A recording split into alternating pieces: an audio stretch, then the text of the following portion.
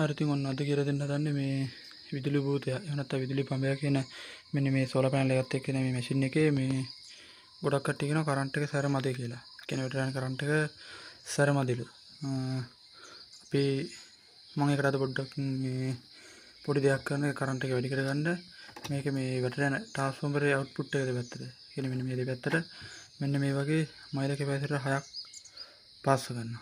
මේක මේ 2000 volt 183 J කියන මයිල කැපැසිටර් 6ක්. මේක සම්බන්ධ කරන්න කලින් බලමු අපි කොහොමද මේකේ තියෙන ආක් එක කියලා සම්බන්ධ කරාට පස්සේ තියෙන ආක් එක කොහොමද කියලා බලමු. මැෂින් එක දැන් ඔන් කරලා තියෙනවා.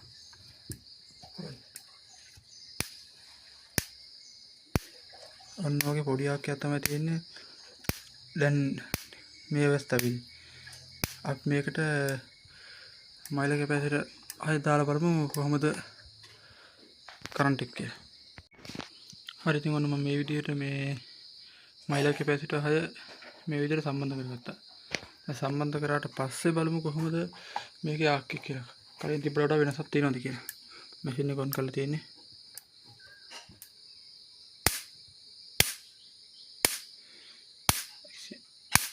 වෝල්ටේජ් එකේ ආකේ ප්‍රමාණය ටිකක් දැන් නම් සැර වැඩි වෙලා තියෙනවා.